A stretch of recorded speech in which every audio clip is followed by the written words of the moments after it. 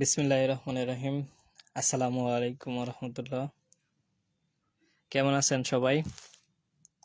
আলহামদুলিল্লাহ। এডুকেয়ার থেকে আপনাদেরকে আজকে বাংলা 2 সাবজেক্টে হেল্প করব ইনশাল্লাহ।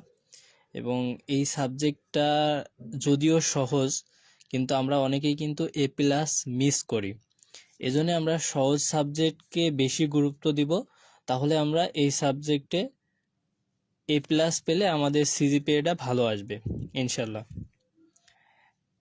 এই জন্য আপনাদেরকে আরও আমি এক্সট্রাভাবে হেল্প করার জন্য বাংলা 2 সাজেশন এবং পরীক্ষা কিভাবে দিলে এটা ভালো ফলাফল পাবেন, যেহেতু আমাদের মাতৃভাষা বাংলা, একটু গুছিয়ে সুন্দর করে লিখতে পারলেই আমরা ভালো ফলাফল অর্জন করতে পারবো। শর্ট সাজেশন দিব এবং বুঝিয়ে দিব। আশা করি সম্পূর্ণ ক্লাসটা শেষ পর্যন্ত দেখেন, অনেক ভালো উপকৃত হবেন। ঠিক আছে? আচ্ছা,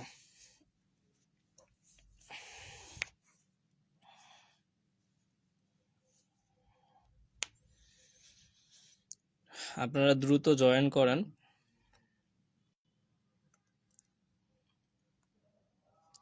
বাংলা সাবজেক্ট বলে যারা অবহেলা করেন, দিন শেষে দেখবেন বাংলাতে তারা টেনে টুনে পাস করেন।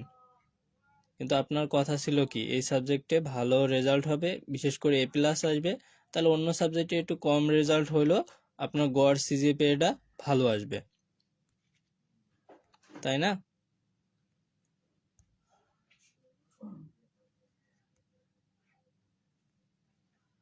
আচ্ছা, আপনাদের বাকি পরীক্ষাগুলো কেমন হয়েছে? মানে যে পরীক্ষাগুলো হয়ে গেছে সেগুলো কেমন হয়েছে? আর আপনারা যারা লাইভে যুক্ত হয়েছেন, বিশেষ করে আপনাদের বন্ধুদেরকে একটু মেনশন করে শেয়ার করে দেন, এবং এই লাইভটা আমাদের যে গ্রুপগুলো আছে একটু শেয়ার করে দেন, তাহলে সবাই সহজেই যুক্ত হতে পারবে।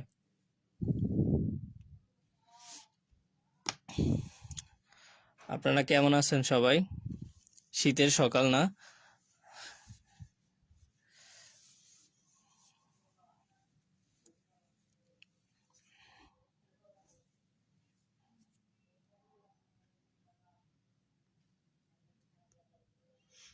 বাংলা সাবজেক্ট নিয়ে আপনাদের কি মতামত?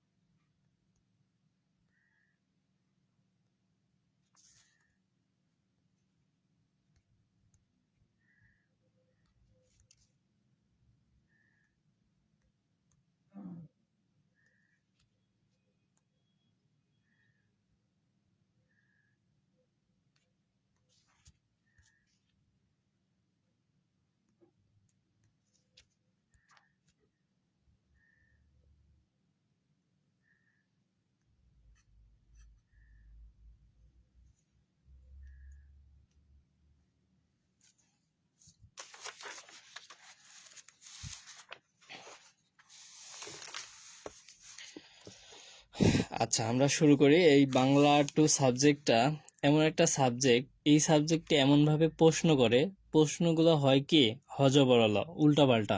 মানে আমাদেরকে প্রবিধানে অথবা বোর্ড প্রশ্নগুলো যেভাবে সাজানো আছে, যেভাবে প্রশ্ন হওয়ার কথা গতানুগতিক, সেইভাবে প্রশ্ন হয় না। এই জন্য আমরা এমনভাবে পড়বো, একটু টেকনিক্যালি পড়বো, তাহলে আমরা সহজেই এই সাবজেক্টে ভালোভাবে লিখতে পারবো, আর ভালো লিখলেই ভালো ফলাফল পাবো। আমার কথা ক্লিয়ার আছে? সাউন্ড শোনা যায়?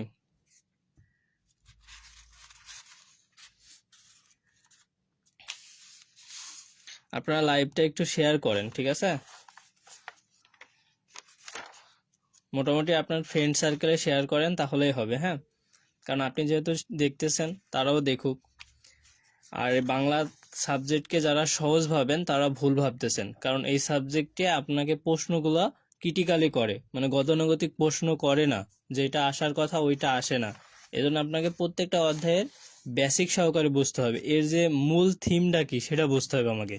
এ যদি আমি সম্পূর্ণটা বুঝতে পারি এই একটা অধ্যায়ের, তাহলে কি আমরা যেখান থেকে প্রশ্ন আসুক আমি গুছিয়ে লিখতে পারবো, যেহেতু আমার মাতৃভাষা বাংলা, আর বাংলায় আসছে আমি সুন্দর করে লিখতে পারবো।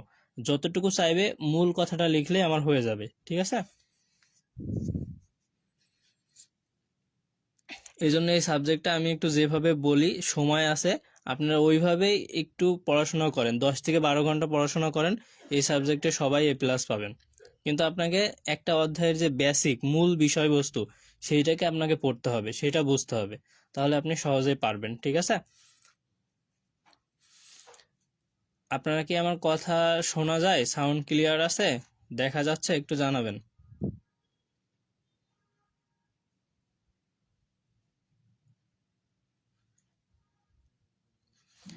আর আপনারা যারা লাইভে যুক্ত আছেন একটু শেয়ার করেন। হুম।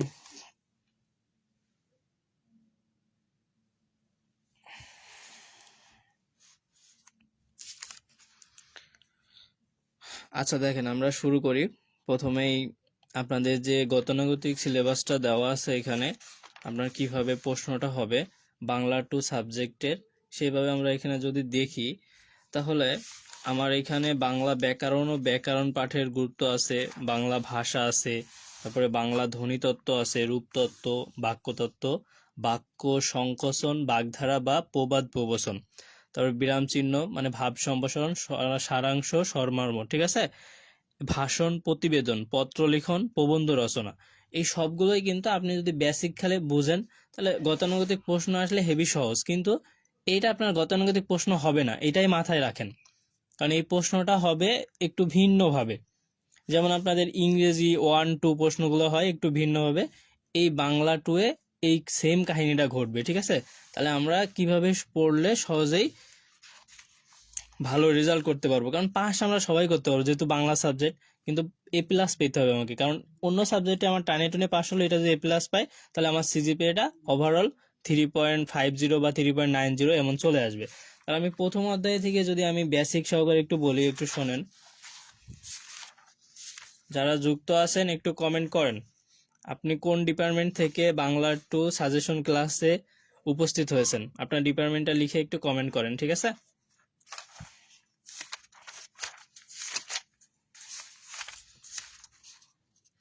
সহযোগিতায় হোক আমাদের বন্ধুত্ব। ঠিক আছে? এডুকেয়ারের পাশে থাকুন সহযোগিতা করে আপনারা, তাহলে আপনাদেরকেও আমরা হেল্প করব ইনশাল্লাহ। আর প্রথমে বলে নিই যে আমার কাছে হক প্রকাশনীর বই, আপনার কাছে টেকনিক্যাল থাক বা হক থাক বা হকের আগের বই থাক, 2022 প্রবিধানে যে কোনো বই থাকলেই হবে, এখানে কোনো সমস্যা নেই। ঠিক আছে? কারণ পড়াশোনা একই। ঠিক আছে? তাহলে দেখেন, আমি প্রথমে যেইটা একটু আলোচনা করব মূল বিষয়, যেহেতু আমার যে প্রথম অধ্যায়টা আছে সেটা বলতেছে কি বাংলা ব্যাকরণ ও ব্যাকরণ পাঠের গুরুত্ব, তাহলে এই অধ্যায়টার নাম শুনেই আমাকে বুঝতে হবে আর বিষয়বস্তুটা আসলে কি আছে, কতটুকু এখানে জানতে হবে, তাই না? তাহলে দেখেন, বাংলা ব্যাকরণ যেহেতু আমরা পড়তেছি, বাংলা সাবজেক্টটা পড়তেছি, তাহলে প্রথম প্রশ্নটা যেই টিচারই করুক অথবা যেই করুক, তাহলে কি সে প্রথমে কি করবে, যে ব্যাকরণ সম্পর্কে তার কতটুকু আইডিয়া আছে। তাহলে 1 নম্বর প্রশ্নটা যদি এমন হতে পারে যে ব্যাকরণ কাকে বলে, প্রশ্নটা খুবই ইম্পর্টেন্ট, একটু নোট করে রাখেন। আমি বলতেছি এইভাবে আপনি পড়বেন তাহলেই হবে, আর গতানুগতিক বইয়ে যেভাবে আছে ওইভাবেই লিখতে হবে এমনও মানে না। ঠিক আছে? তাহলে ব্যাকরণ কাকে বলে, মানে যে গ্রন্থ বা কোনো ভাষাকে সমগ্র বিশ্লেষণ করে তার গঠন, প্রকৃতি, স্বরূপে চিনিয়ে দেয় বা শুদ্ধভাবে প্রয়োগ করা যায়, ব্যবহার শেখায়, সেটাই হচ্ছে বাংলা ভাষার ব্যাকরণ। ঠিক আছে? অথবা সেই ভাষার ব্যাকরণ। যদি বাংলার নিয়ম, গঠন, প্রকৃতি বোঝায় তাহলে বাংলা, যদি ইংলিশে তাহলে ইংলিশ গ্রামার, তার অন্য ভাষা থাকলে অন্য, আপনাকে উল্লেখ করেই দিবে। যদি ব্যাকরণ কাকে বলে তাহলে এটা লিখবেন, যদি বাংলা ভাষার ব্যাকরণ বলে তাহলে আপনি সেটা লিখবেন, যে যে গ্রন্থে বাংলা ভাষাকে সম্যক বিশ্লেষণ করে তার গঠন, প্রকৃতি, স্বরূপ চিনিয়ে দেয়, বাংলা ভাষাকে শুদ্ধভাবে প্রয়োগ করতে বা ব্যবহার করতে শেখায়, সেটা হচ্ছে বাংলা ভাষার ব্যাকরণ। আর শুধু ব্যাকরণ বললে, দেখেন আমি প্রশ্ন একটু বারবার বলতেছি, কেন বলতেছি, কারণ প্রশ্ন আসে ব্যাকরণ কাকে বলে, আপনি লিখে দেন যে বাংলা ব্যাকরণ। ঠিক আছে? এই প্রশ্নটা যদি এরকম আসে যে বাংলা ভাষার ব্যাকরণ কাকে বলে, সেক্ষেত্রে কিন্তু আপনাকে ওইভাবে লিখতে হবে। প্রশ্ন আছে আমি দেখাবো, জাস্ট বললাম। তাহলে ব্যাকরণ কাকে বলে এটা প্রথমে পড়বো, তারপরে যে এই বিষয়টা আমি কেন পড়ি, আমার প্রয়োজন কেন, তাহলে আমি প্রথমে ব্যাকরণ পাঠের প্রয়োজনীয়তা কি সেটাই, কারণ আমি যদি নাও পড়ি তাও বলতে পারবো যে ব্যাকরণ পাঠ করলে ভাষার বিভিন্ন উপাদানের গঠন প্রকৃতি জানা যায় এবং শুদ্ধ কোনটা, অশুদ্ধ কোনটা, ভুল, সেটা আমরা সহজেই বুঝতে পারি। ঠিক আছে? আচ্ছা, আপনারা কমেন্ট করতে থাকেন, আমি কমেন্ট পড়বো, ঠিক আছে? আর যারা লাইভে যুক্ত হচ্ছেন আপনাদের বন্ধুদেরকে মেনশন করেন এবং লাইভটা শেয়ার করেন। আর আমাদের এডুকেয়ার থেকে আপনাদের তৃতীয় পর্বে 20টা প্লাস ডিপার্টমেন্টের কোর্স রেডি করা হয়েছে। নতুন বছর নতুন সেমিস্টার, আমরা সেই প্ল্যান অনুযায়ী সাজাইছি। আপনাদেরকে এতটুকুই বলবো, আমাদের সাথে যুক্ত হন, তারপরে দেখেন যে আসলে আমরা কতটুকু আপনাকে সাপোর্ট দিতে পারি। আর অ্যাকচুয়ালি আমরা খুব বেশি সংখ্যক স্টুডেন্ট পড়াই না, কিন্তু আমরা অল্প স্টুডেন্ট পড়ালে একটু ভালো করে পড়ানোর চেষ্টা করি, ঠিক আছে? তাহলে এখান থেকে একটু খেয়াল করেন, এইটা পড়লাম। তারপরে আমার এখান থেকে বাংলা ভাষার মৌলিক অংশ কোনগুলো, এইটা মানে আপনাকে বেসিকগুলো জানতেই হবে। ধ্বনিতত্ত্ব, রূপতত্ত্ব, বাক্যতত্ত্ব, অর্থতত্ত্ব। যদি বলে যে এটা কয়টা আলোচ্য বিষয়, তাহলে 4টায়: ধ্বনিতত্ত্ব, শব্দতত্ত্ব, বাক্যতত্ত্ব আর অর্থতত্ত্ব। এই থিমটুকু আপনি জানেন, যেভাবে প্রশ্ন আসুক আপনি পারবেন। এখন ভাইয়া ধ্বনিতত্ত্ব কি, শব্দতত্ত্ব কি, বাক্যতত্ত্ব কি, অর্থতত্ত্ব কি, একটা রচনামূলক আছে, ওটা পড়লেই আমার এই অধ্যায়ের মূল বিষয়বস্তুটা কিন্তু হয়ে যাবে। তাহলে আমরা এটা বুঝলাম, ঠিক আছে? আর এখান থেকে কিছু বিষয় আছে যেটা ইম্পর্টেন্ট আমি মনে করি, যে প্রত্যয় ও সমাস ব্যাকরণের কোন অংশে আলোচিত হয়। মানে এটা হঠাৎ করে দিয়ে দেয় যে প্রত্যয় সমাস ব্যাকরণের শব্দতত্ত্বের অংশে আলোচিত হয়। যখন আপনি এই যে 4টা টপিক ভালো করে পড়বেন, ধ্বনিতত্ত্ব, শব্দতত্ত্ব, বাক্যতত্ত্ব, অর্থতত্ত্ব, তখন আপনি এই বিষয়টা আরো বিস্তারিত বুঝে যাবেন, ঠিক আছে? এইটাই পড়বো আমরা। আর যে বিষয়টা প্রথমেই আমি একটু বলছি, সেটা হচ্ছে এইটা, যে বাংলা ভাষার ব্যাকরণ কাকে বলে, যখন আসে এইভাবে আমরা লিখে দিব। তারপরে দ্বিতীয় যে প্রশ্ন আমি ইম্পর্টেন্ট বলতেছি, যে বাক্যতত্ত্বের অপর নাম কি, এটা অনেক সময় চলে আসে, হ্যাঁ? যে বাক্যতত্ত্বের অপর নাম কি, পদক্রম, ঠিক আছে? এটা আমরা পড়ে রাখবো। আর এখান থেকে শুধু আমরা পড়বো এই যে সংক্ষিপ্ত আছে না একটা, যে ব্যাকরণের বিষয়বস্তু কয়টি আলোচনা করো, ওই যেই বিষয়টা এখানে আমি অতি সংক্ষিপ্ত বলছি, যে ধ্বনিতত্ত্ব, শব্দতত্ত্ব, বাক্যতত্ত্ব, অর্থতত্ত্ব, এই 4টা বিষয় আলোচনা আছে। আপনি সুন্দর করে গুছিয়ে একবার পড়েন ভাই, তাহলে এইখান থেকে এই অধ্যায় থেকে আপনার কিছু পড়া লাগবে না। এইটাই আপনি 2বার পড়েন, তাহলে আপনার জন্য যথেষ্ট হবে। আপনারা কি সবাই বুঝতে পারছেন? বুঝতে পারলে বি ওকে লিখবেন, ঠিক আছে?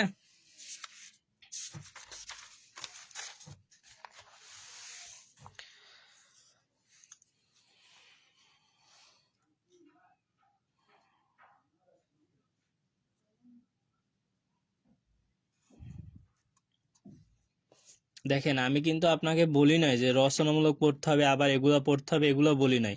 শুধু আপনাকে বলছি আমি এই প্রশ্নটা ভালো করে পড়বেন, যে ব্যাকরণের বিষয়বস্তু কয়টি আলোচনা কর বা প্রয়োজনীয়তা কি, এর মধ্যে আপনি পেয়ে যাবেন, ঠিক আছে?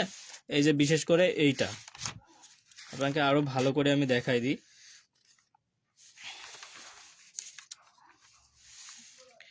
এই যে এইখান থেকে পড়বেন আপনি, একটু দেখেন। এই যে সব ভাষারই ব্যাকরণে প্রধানত নিম্ন 4টি বিষয় আলোচনা করা হয়েছে: ধ্বনিতত্ত্ব, ফোনোলজি, ইংরেজিটা একটু পড়ে নেবেন, তারপরে শব্দতত্ত্ব, মরফোলজি, বাক্যতত্ত্ব, সেন্টেক্স, অর্থতত্ত্ব, সেমিটিক। ইংরেজিটা একটু পড়ে রাখবেন, শুধু এই 4টা ইংরেজি একটু পড়ে রাখবেন, যে ধ্বনিতত্ত্বর ইংরেজিটা কি, রূপতত্ত্ব বা শব্দতত্ত্বর ইংরেজি কি, আর বাক্যতত্ত্বর ইংরেজি কি, অর্থতত্ত্বর ইংরেজিটা কি, ঠিক আছে? তারপরে আপনি এখান থেকে পড়বেন যে ধ্বনিতত্ত্ব কোনগুলা, যেমন ধ্বনির উচ্চারণ প্রণালী, উচ্চারণের স্থান, ধ্বনির প্রতি। আমি তো এভাবে পড়াবো না, জাস্ট বলে দিচ্ছি, এইভাবে আপনি এইটা পড়বেন, তাহলে এখান থেকে হয়ে যাবে। আর এখান থেকে বিশেষ করে আপনার এটা পড়া দরকার নাই যে আবার সুনীতি কুমার কয়টা ভাগে ভাগ করছে, এগুলো লাগবে না। আর এখান থেকে আসবেন শুধু ব্যাকরণ পাঠের প্রয়োজনীয়তা লেখো বা প্রয়োজনীয়তা আলোচনা করো, এই যে 4টা বা 5টা পয়েন্ট পড়বেন, তাহলে কিন্তু আপনার হয়ে যাবে এই অধ্যায়। তাহলে আমি বিশেষভাবে এই অধ্যায় কি গুরুত্ব দিলাম, যে প্রথমে আমি বললাম এই অধ্যায়টার নাম কি, যে বাংলা ব্যাকরণ ও ব্যাকরণ পাঠের গুরুত্ব। তাহলে ভাই আমাকে বাংলা ব্যাকরণ কাকে বলে জানতে হবে, ব্যাকরণ জিনিসটা কি, কেন আমরা ব্যাকরণ পড়ি এটা জানতে হবে। তারপর ব্যাকরণ পাঠের গুরুত্ব মানে প্রয়োজনীয়তাটা কি, এটা জানতে হবে। তারপরে আমি একটাই যে এটা প্রশ্ন দিলাম, এই প্রশ্নটা আমি 2বার ভালো করে পড়বো, তাহলে ইনশাল্লাহ ওকে। তাহলে 1 নম্বর অধ্যায় যদি ওকে হয়, তাহলে 1 ডান লিখবেন, একটা 1 লিখবেন ইংরেজিতে লেটার, তারপরে ডান, অথবা একটা টিক মার্ক দিবেন। আপনাকে আমি বেশি পড়তে দিইনি, যতটুকু পড়তে দিছি আপনি এই অধ্যায়টার উপরে 20 মিনিট পড়েন, দেখেন আপনার বাংলা এই অধ্যায় থেকে যেখান থেকে প্রশ্ন আসুক আপনি পারবেন। আপনাকে খুঁজে খুঁজে পড়তে হবে না যে 10টা অতি সংক্ষিপ্ত আছে এগুলো, ও 4টাই ভালো করে পড়লে আপনি সবই কমন পাবেন। যদি এখন প্রশ্ন চলে আসে যে বচন, লিঙ্গ, কারক, সমাস, ব্যাকরণের কোন অংশের আলোচ্য বিষয়, দেখবেন আমি যে 4টা অপশন দিছি না, ওইটা হচ্ছে বচন, লিঙ্গ, কারক, সমাস, ব্যাকরণের রূপতত্ত্বের আলোচ্য বিষয়। তাহলে রূপতত্ত্ব আপনি পড়লেই এটা পেয়ে যাবেন। হ্যাঁ, আচ্ছা, সময় নিয়ে সমস্যা নাই, আপনি 1 ঘন্টার পরে কিন্তু রিলস ভিডিও দেখবেন অথবা গেম খেলবেন অথবা অন্য কিছু করবেন, কিন্তু আপনি এই লাইভে যতক্ষণ থাকবেন অন্তত ততক্ষণ বাজে কিছু শিখবেন না। যতটুকু শিখবেন পরীক্ষার জন্য হেল্পফুল হবে এবং আপনি ভালো একটা রেজাল্ট করতে পারবেন। পরীক্ষার খাতায় একটা অক্ষর হলো বেশি লিখতে পারবেন যারা লাইভটা সম্পূর্ণ দেখবেন। আর যারা দেখবেন তারাই ভালো লিখতে পারবেন, যারা দেখবেন না ঘুরে বেড়াবেন, অন্তত যারা দেখবে তাদের থেকে খারাপ করবেন, কারণ এটা প্রমাণিত। আপনি ক্লাস করবেন, আপনি ভালো লিখবেন, এটাই স্বাভাবিক। আপনার যেই সাবজেক্টে যতটুকু প্রস্তুতি হবে অতটুকুই আপনি রেজাল্ট করতে পারবেন, অতটুকুই পরীক্ষার খাতায় আউটপুট দিতে পারবেন, এটাই স্বাভাবিক। আচ্ছা, ওকে, তাহলে আমি বোঝাতে পারছি যে বাংলা 2 এর প্রথম অধ্যায়টা আমাদের ওকে, এইভাবে আমরা পড়লেই আমরা পেরে যাব ইনশাল্লাহ। ঠিক আছে, এখন আমরা আসি আমাদের দ্বিতীয় অধ্যায়। ভাই আমার একটু সময় লাগুক, কিন্তু আমি গুছিয়ে পড়ি এবং এটা যেন সুন্দরভাবে পারি। ঠিক আছে, আর আল্লাহর রহমতে এতটুকু বলতে পারি, নিজস্ব যতটুকু অভিজ্ঞতা, আল্লাহর রহমতে আপনাদেরকে যেভাবে বলছি আপনি এইভাবে পড়লে বাংলা 2 আপনি A+ পেয়ে যাবেন ইনশাল্লাহ। আর শেষে আমি এই সাবজেক্টেরই কোশ্চিন অ্যানালাইসিস করে আপনাকে দেখিয়ে দিব এবং আপনাকে কিছু কোশ্চিনও আমি দেখাবো, তখন আপনি সেখান থেকে আরও পরিষ্কার হয়ে যাবেন এই বিষয়ে যে ভাইয়া কেন এত বেসিক বা একটা অধ্যায়ের যে মেইন পয়েন্ট বা মেইন থিম সেটার উপরে কেন গুরুত্ব দিচ্ছে। ঠিক আছে,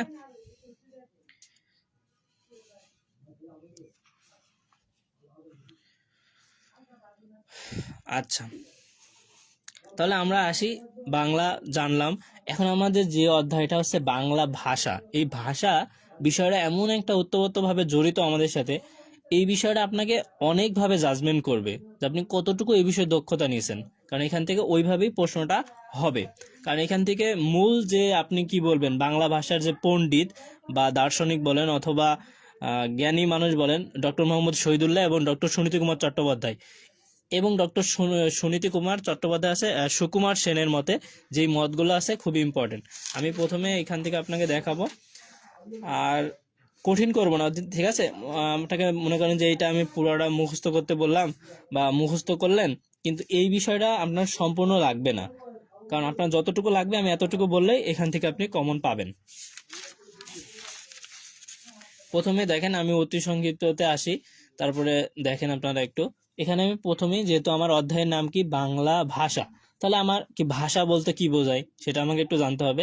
আপনি 2বার পড়লে এটা এমনিতেই লিখতে পারবেন যে ভাষা কি বা ভাষা বলতে কি বোঝায় অথবা ভাষা কাকে বলে, প্রশ্নটা এভাবে হতে পারে। তাহলে আমি কি লিখবো, ভাষা যে মানুষ মনের ভাব প্রকাশের জন্য বাকযন্ত্রের সাহায্যে অন্যের বোধগম্য যে ধ্বনি বা ধ্বনি সমষ্টি উৎপন্ন করে তাকেই ভাষা বলে।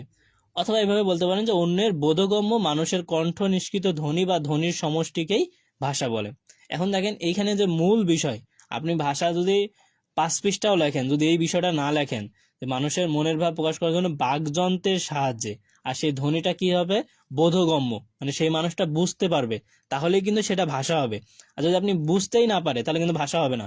আপনি দুনিয়ার সব কথা লিখবেন, কিন্তু এই যে বোধগম্য আর এই বাকযন্ত্রের সাহায্যে এটা যদি না লেখেন, তাহলে ভাষা কাকে বলে আপনি যতই লেখেন প্রকাশ করতে পারবেন না। কারণ ভাষায় যে আমি কথা বলতেছি আপনি বুঝতে পারতেছেন, এটাই কিন্তু ভাষা। আমি যখন ওই শব্দ করি ক্যাঁ খু করি, আপনি কি বুঝতে পারবেন? বললেন যে ভাইয়া মাইক্রোফোনে ফু দিচ্ছে, এটা কি ভাষা হবে নাকি? বুঝবে না তো কেউ। এখন আপনি আমার প্রশ্ন করতে পারেন, ভাইয়া চাইনিজ তো বলে আমি বুঝি না, তাহলে ওটা কি ভাষা হবে না? ভাই ওরা চাইনিজ ভাষা, ওটা আলাদা ভাষা, ওটা আলাদা বৈশিষ্ট্য, ওনারা যারা আছে তারা বুঝবে, কিন্তু আপনারা চ্যাসু ক্যাঁকু কেউ কেউ বুঝবে? এটা কি কোনো ভাষা? ভাষা না। আমি এই বিষয়টা বোঝাতে চাইছি, আপনি ক্লিয়ার হয়েছেন?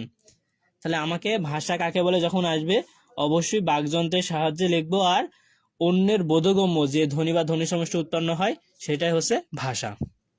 ওকে, আমি বোঝাতে পারছি? আর মানুষের ভাব বিনিময়ের প্রধান বা শ্রেষ্ঠ বাহনই কিন্তু ভাষা। প্রেমিক পুরুষ হতে হলে ভালো মতো বাংলা শিখতে হবে, ঠিক আছে। বাংলা ভাষা যত পারবেন, কাজী নজরুল ইসলামের লেখা পড়বেন, রবীন্দ্রনাথ ঠাকুরের লেখা পড়বেন, তাহলে বুঝবেন তারা কতটা এই বিষয়ে দক্ষ। আচ্ছা, আরেকটা আছে সর্বজনীন কথ্য ভাষা কি? সর্বজনীন কথ্য ভাষা হলো, খুবই ইম্পর্টেন্ট, শোনেন আমার থেকে, যারা 5বার পড়বেন আর আমার থেকে এখন শুনবেন, তারা আমার থেকে মানে পরীক্ষার খাতায় আরো বেশি মনে থাকবে। কেমন দেখেন, সর্বজনীন কথ্য ভাষা হলো সকলের নিকট গ্রহণযোগ্য যে ভাষা, সেটাই হচ্ছে সর্বজনীন কথ্য ভাষা। ওকে, আর একটা এখান থেকে পড়বেন, এই যে সাধু রীতিতে ক্রিয়াপদের কোন রূপ বসে? সাধু রীতিতে কিন্তু পূর্ণ রূপ বসে। ভাইয়া পূর্ণ রূপ কি আর শর্ট রূপ কি? পূর্ণ রূপ দেখেন কি বলে, করিতাছে বা করিতেছে, হ্যাঁ, খাইতেছে, কত বলে না। আর যদি চলিত বলেন কি, খাইছে বা খাবে, শর্ট না।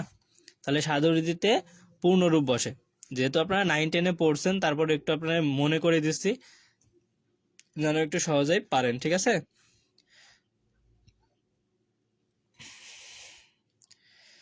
হ্যাঁ, এস শামীম হোসেন আমির লিখছেন, ভাইয়া একটু শর্ট করে করে দাগিয়ে দেন, সময় তো বেশি নয়। হ্যাঁ, আপনাকে আমি শর্ট করে দাগিয়ে দিব, কিন্তু যে মূল বেসিকটা সেটা তো আপনাকে নিতে হবে। আপনি যদি নাও পড়েন, আমার সাথে 1 ঘন্টা ক্লাস একটু মনোযোগ দিয়ে সময় দেন, দেখেন আপনি কতটুকু এগিয়ে যান, ঠিক আছে? এখন বলেন, আপনারা কি আমার কথা বুঝতে পারছেন, শুনতে পাচ্ছেন, না পরে বলবেন যে ভাইয়া শোনা যায় না?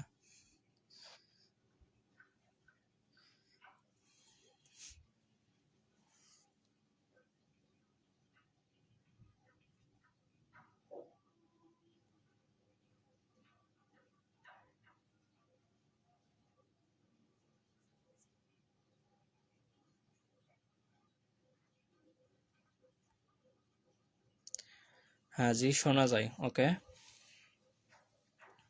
তাহলে ওইখান থেকে আমরা এটা পড়বো।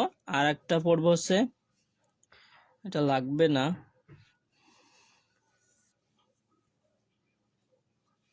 আচ্ছা, এই প্রশ্নটা একটু দেখেন।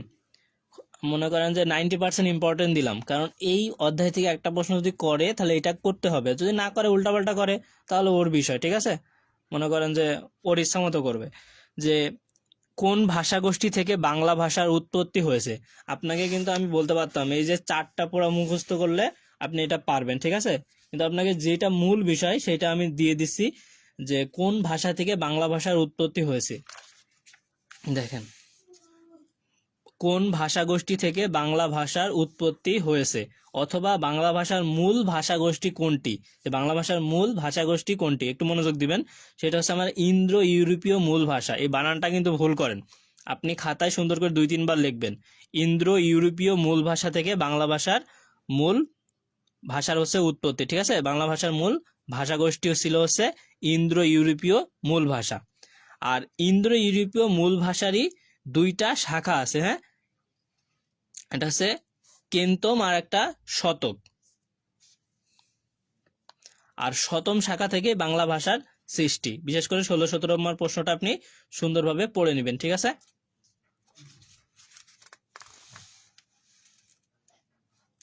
ওকে, তারপরে এখান থেকে মোস্ট ইম্পর্টেন্ট প্রশ্ন, যে বাংলা ভাষার যুগ বিভাগ কয়টি এবং কি কি? এটা আপনার রচনামূলকেও দিয়ে দিতে পারে। কিভাবে? যে বাংলা ভাষার যুগ বিভাগ কয়টি, কি কি, আলোচনা করো, ঠিক আছে? তাহলে বাংলা ভাষার যুগ বিভাগ হচ্ছে 3টা। ভাইয়া একটু আমার সাথে মনোযোগ দেন, মনে থাকবে ভালো। যুগ বিভাগ কয়টা ভাইয়া? 3টা। একটা হচ্ছে প্রাচীন যুগ, একটা মধ্যযুগ, একটা আধুনিক যুগ। আমরা এখন কোন যুগে আছি বলেন? আমরা কোন যুগে আছি এখন? একটু কমেন্ট করেন। তাহলে বাংলা ভাষার যুগ বিভাগ যদি 3টা হয়, আর আমরা যদি এখন আধুনিক যুগে থাকি, তাহলে প্রাচীন যুগ কবে ছিল? প্রাচীন যুগ ছিল হচ্ছে 650 থেকে 1200 খ্রিস্টাব্দ পর্যন্ত। আর মধ্যযুগ কত ভাইয়া? 1201 থেকে 1800 পর্যন্ত। তাহলে ভাইয়া আমরা সহজে কিভাবে বুঝতে পারবো, একটু মাথার মধ্যে সেট করবেন, যে আমরা এখন আছি আধুনিক যুগে, আর আধুনিক যুগটা শুরু হয়েছে 1801 সাল থেকে, মানে বর্তমান পর্যন্ত, মানে এখনো আধুনিক যুগ শেষ হয় নাই। তাহলে ভাইয়া প্রাচীন যুগ কত? 650 থেকে 1200।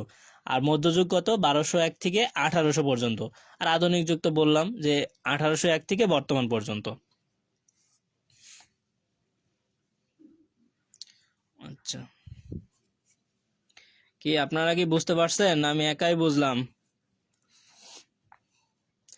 এখন সব থেকে একটা ইম্পর্টেন্ট প্রশ্ন হচ্ছে প্রাচীন যুগের একমাত্র আদি নিদর্শন কি বা সাহিত্যিক নিদর্শন কি বা প্রমাণ্য সাহিত্যিক নিদর্শন কি, মানে যেই বলুক প্রাচীন যুগের নিদর্শন এক কথায় বলবেন চর্যাপদ। ঠিক আছে, এই বিষয়ে জব সেক্টরে অনেক পড়াশোনা আছে, আপনাদের এতটুকু লাগবে না, অত লাগবে না, শুধু এতটুকু লাগবে যে প্রাচীন যুগের একমাত্র সাহিত্যিক নিদর্শন কি বা একমাত্র প্রমাণ্য সাহিত্যিক নিদর্শন কি বা আদি নিদর্শন কি, সেটা হচ্ছে আমাদের চর্যাপদ। চর্যাপদ কিন্তু অনেক একটা ইম্পর্টেন্ট বিষয়। ঠিক আছে, শুধু এতটুকুই পড়লে হবে। আচ্ছা, তাহলে প্রথম বাংলা গদ্য চর্যা শুরু হয় কোন কলেজকে কেন্দ্র করে? কলকাতার প্রতিষ্ঠিত ফোর্ট উইলিয়াম কলেজকে কেন্দ্র করে। এটা আমরা পড়ব।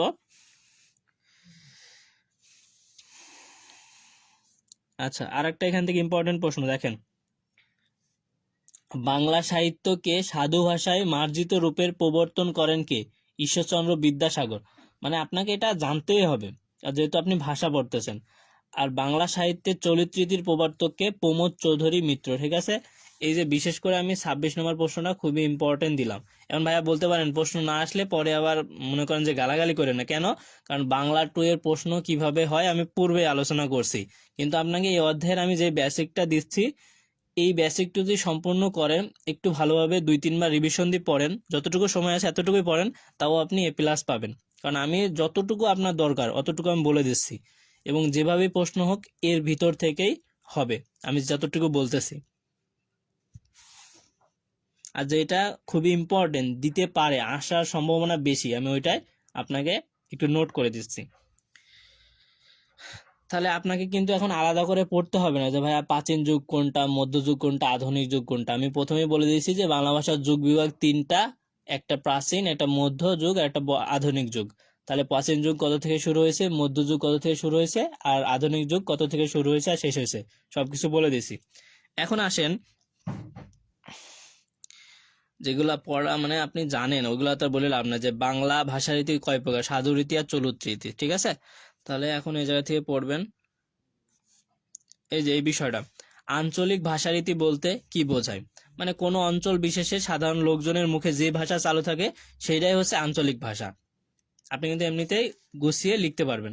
যেমন আপনি যদি চট্টগ্রাম যান ওইখানকার ভাষা ওই রকম, আমাদের কুষ্টিয়াতে আসেন তাহলে কুষ্টিয়ার ভাষা একরকম, আবার যদি আপনি বগুড়ায় যান একটু অন্যরকম, বরিশালে গেলে অন্যরকম, এই যে বিষয়গুলো। ঠিক আছে, এখানে অনেক সুন্দর সুন্দর উদাহরণ দেওয়া আছে, হ্যাঁ, আপনারা একটু পড়ে নিলেই নিজে থেকে হাসবেন। ঠিক আছে, যদি সিলেটের কেউ থাকেন তাহলে সে পড়বেন ঢাকা, বরিশাল, এগুলো পড়লে হয়ে যাবে। হ্যাঁ, তাহলে আমি যেটা বললাম এতটুকু আমি কিন্তু বিস্তারিত আলোচনা করছি। এখন যে প্রশ্নগুলো একটু বলে দেবো, এটা পড়লে আপনার ওকে। হ্যাঁ, আচ্ছা, এখান থেকে এইটা শুধু পড়বেন তাহলে আমার ওকে। হ্যাঁ, যে বাংলাদেশের সিলেট, ঢাকা, বরিশাল, চট্টগ্রামের মৌখিক ভাষার একটি করে উদাহরণ দাও। আপনার জানার জন্য এবং বোঝার জন্য খুবই ইম্পর্টেন্ট এবং পরীক্ষা আসার জন্য গুরুত্বপূর্ণ। বাংলাদেশের বিভিন্ন অঞ্চলের আঞ্চলিক ভাষা বিভিন্ন ধরনের, যেমন সে সময় তার বড় ছেলে বাড়িতে ছিল, এই বাক্যটি বিভিন্ন অঞ্চলে বিভিন্ন রকম হয়। কথাটা একটু দেখেন, সিলেটে এই কথাটাই কি বলে, হি সময় তার বড় পোয়া বাড়িতে আসিল, সিলেটে বলে। হ্যাঁ, আর ঢাকাতে কি বলে, তখন তার বড় বেটায় বাড়িতেও আসিল। বরিশালে কি বলে, হেকালে তার বড় পোলায় বাড়িতে আসেলে। ঠিক আছে, আর চট্টগ্রামে কি বলে, তোন হেতর ডগর পোয়া বাড়িও আসিল। বা রে বা, আল্লাহ। ঠিক আছে, তাহলে এটা আপনারা খুব ভালো করে পড়বেন। হ্যাঁ, শাহজালাল চন্দ্র দাস, আমি সিলেটের স্যার ঢাকা কলেজে ভর্তি হয়েছি, আলহামদুলিল্লাহ। ঢাকা পলিটেকনিক ইনস্টিটিউট না? ঠিক আছে, ওইটা পড়বেন। আর এখান থেকে পড়তে হবে আপনাকে এই বিষয়টা খুব ইম্পর্টেন্ট, যে ভাষা নিয়মিত পরিবর্তনশীল, বা নদী যেমন বাঁক নেয় ভাষাও তেমনি দিক পরিবর্তন করে, ব্যাখ্যা করো। কারণ ভাষা সময়ের সাথে সাথে কিন্তু পরিবর্তনশীল, এইটা আপনি নিজে থেকেই বুঝতে পারবেন। আমাদের যদি হচ্ছে দাদা বা দাদি বেঁচে থাকে কারো, ওর কাছে যাবেন, দেখবেন কিছু কিছু শব্দ আছে ওনারা যেভাবে বলে আমরা কিন্তু ওইভাবে আর বলি না, কারণ আস্তে আস্তে পরিবর্তন হয়ে আসতেছে। আবার এখন যে মেসেঞ্জারে ফেসবুকে চ্যাট করেন, দেখেন ভাষা কতভাবে বিকৃত হচ্ছে। যে ওই জন্য একটু এখান থেকে এটা পড়ে নেবেন, খুব ইম্পর্টেন্ট, যে ভাষা নিয়মিত যে পরিবর্তনশীল বিশ্লেষণ করতে হবে, এবং নদী যেমন বাঁক নেয় ভাষাও তেমনই দিক পরিবর্তন করে ব্যাখ্যা করো। এখান থেকে এটা আমরা পড়বো।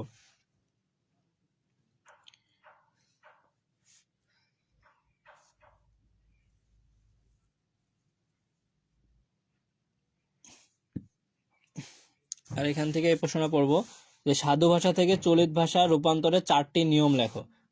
তাহলে ওকে, আমার এখান থেকে আর পড়া লাগবে না, ঠিক আছে? আমি যতটুকু বলছি এইটাই, হ্যাঁ। আর এখান থেকে মাস্ট বি তো পড়বেনই, সাধু চলিত রীতির পার্থক্য একদম 9-10 যেভাবে হুবহু পড়ছেন ওইভাবেই পড়বেন, তাহলেই ওকে, হ্যাঁ। আর আমি প্রথমেই যে রচনামূলক প্রশ্ন আপনার খুবই ইম্পর্টেন্ট, এবং এই অধ্যায়ের যে মূল টপিক যেটা আমি সেটা সুন্দর করে আলোচনা করছি, যে বাংলা সাহিত্যের যুগ বিভাগ কয় ভাগে ভাগ করা যায় এবং কি কি সময়সীমা উল্লেখ করে প্রত্যেকটা যুগের বৈশিষ্ট্য লেখো। সেক্ষেত্রে দেখেন আমি বলেই দিছি বাংলা সাহিত্যের যুগকে 3 ভাগে ভাগ করা যায়। এটা কি? প্রাচীন যুগ, মধ্যযুগ, আধুনিক যুগ। এবং কোন যুগগুলো কি একটু পড়ে নিলেই আপনার হয়ে যাবে। তারপর আমি বলছি যে সাধু ও চরিত্রের মধ্যে 4টা পার্থক্য লিখবেন, এটাও আমি কিন্তু পড়াই দিছি। তাহলে আপনারা দেখেন এখানকার যে মূল থিম শর্ট করে দেখেন এবার, যে বাংলা সাহিত্যের যুগকে কয় ভাগে ভাগ করা যায়, কি কি সময়সীমা উল্লেখ করো এবং বিশ্লেষণ করো বা বৈশিষ্ট্য লেখো একটা যুগের। এই প্রশ্নটা পড়লে আপনার অতি সংগীত, সঙ্গীত, রচনামূলক সব হয়ে যাবে। আবার এখান থেকে সাধু ও চরিত্রের 4টা পার্থক্য লেখো, এইটা যদি পড়েন আপনার এই বিষয়ের মূল যে বিষয়গুলো সবগুলো আপনি এখান থেকে পেয়ে যাবেন, কিন্তু আপনাকে গুছিয়ে পড়তে হবে। আর এখান থেকে এই প্রশ্নটা পড়বেন যে অতীত ও বর্তমানকে লালন করে সভ্যতা ও সাংস্কৃতিক ধারক ও বাহন হয়েছে ভাষা, এটা আলোচনা করো, ঠিক আছে? তাহলে আমি বোঝাতে পারলাম যে আপনাকে মূল আমি ফোকাস দিলাম এই অধ্যায়ের রচনামূলকে এসে 2টা প্রশ্ন, ওই 2টা প্রশ্ন পড়লে আপনার অতি সংক্ষিপ্ত সংক্ষিপ্ত সবকিছু হয়ে যাবে। আর এখান থেকে আমি একটা দিছি যে অতীত ও বর্তমান লালন করে সভ্যতা ও সাংস্কৃতিক ধারক ও বাহন হয়েছে ভাষা। এই বিষয়টাই যদি এমন আসে যে প্রমিত ভাষা বা মান ভাষা বলতে কি বোঝায়, ওইখান থেকে আপনি অতি সংক্ষিপ্ত পড়ে নিলেই ওইটা লিখতে পারবেন। তাহলে বলেন যে এই অধ্যায়ে আমরা যতটুকু দিলাম আপনার কাছে কি বেশি মনে হচ্ছে, অথবা ওকে, যে আমি ওকে ভাইয়া ঠিক আছে পারবো আমি?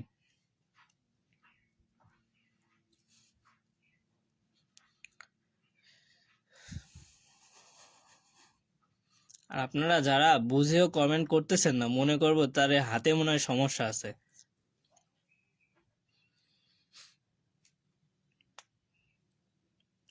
অন্য সময় তো ভালোই হাত টাইপিং করতে পারেন, এখন কিন্তু পড়াশোনার ক্ষেত্রে আপনি নিজেকে প্রকাশ করতে পারেন না, এটা অনেক খারাপ জিনিস।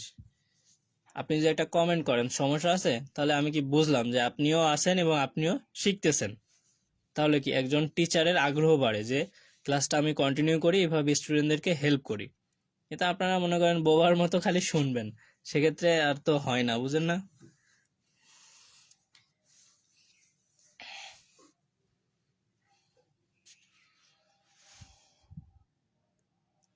লাগবে না ভাইয়া, 2 ঘন্টা লাগবে না, দেখেন একটু।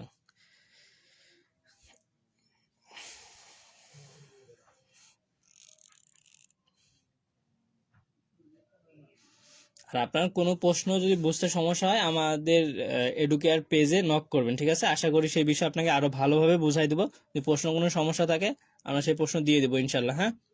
কিন্তু আপনাকে আমি যতটুকু বলতেছি ভাইয়া, আপনি কিন্তু এই ক্লাস বাদ দিয়ে আর অন্য কিছু করবেন না ভাইয়া, তখন দেখেন আপনি অন্য কিছুই করে বেড়াবেন। কিন্তু এখানে একটু সময় দেন, আপনি একটু পড়েন, দেখেন এই বিষয়ে আপনি কত ভালো রেজাল্ট করতে পারেন। তাহলে 3য় অধ্যায়ে আমরা একটু লিখবো যে 2 নম্বর অধ্যায় কি ওকে হচ্ছে, তাহলে 2 ডান লিখবো, ঠিক আছে?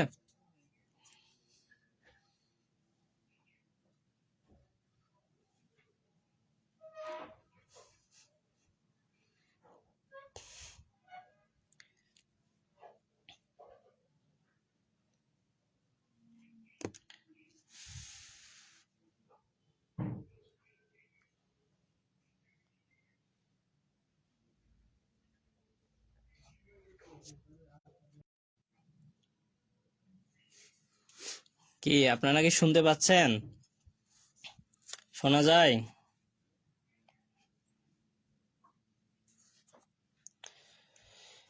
হ্যাঁ, ভিডিও ক্লিয়ার আছে, দেখা যায়?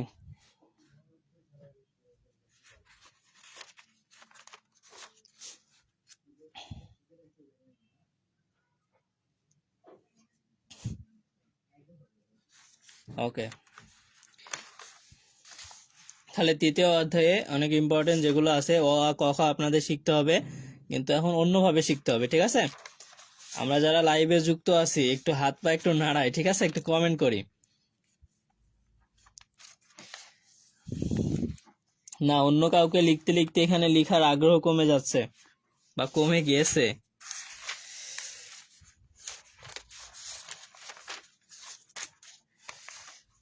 কুষ্টিয়া পলিটেকনিকের কেউ আছেন বা গাজীপুরে ডুয়েটের আশেপাশে কেউ আছেন? লাইভে আছেন এখন?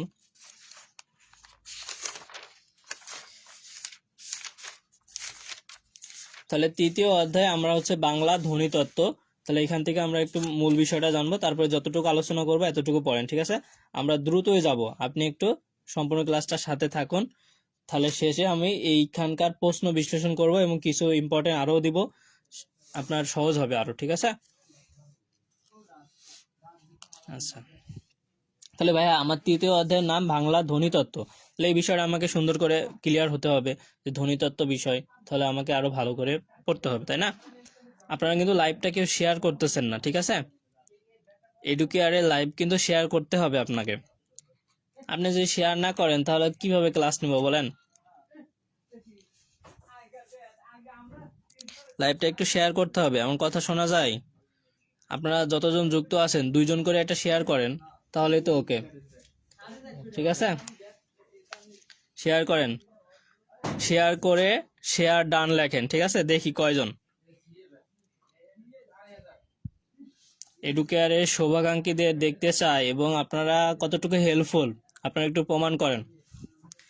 তাহলে দেখেন, অনুশীলনী 3-এ আমি কিন্তু ক্লাস শুরু করে দিয়েছি, আপনি শেয়ার শুরু করে দেন এবং শেয়ার করে ডান লেখেন, ঠিক আছে?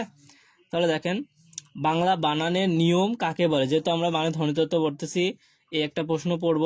তারপরে এখান থেকে আমার মোস্ট ইম্পর্টেন্ট যেটা হচ্ছে নত্যবিধান কি আর সত্যবিধান কি, এটা পড়বো, তাহলে আমার হবে। আর মান ভাষা কি, ওকে? এই 3টা। আর এখান থেকে হচ্ছে আমার পড়তে হবে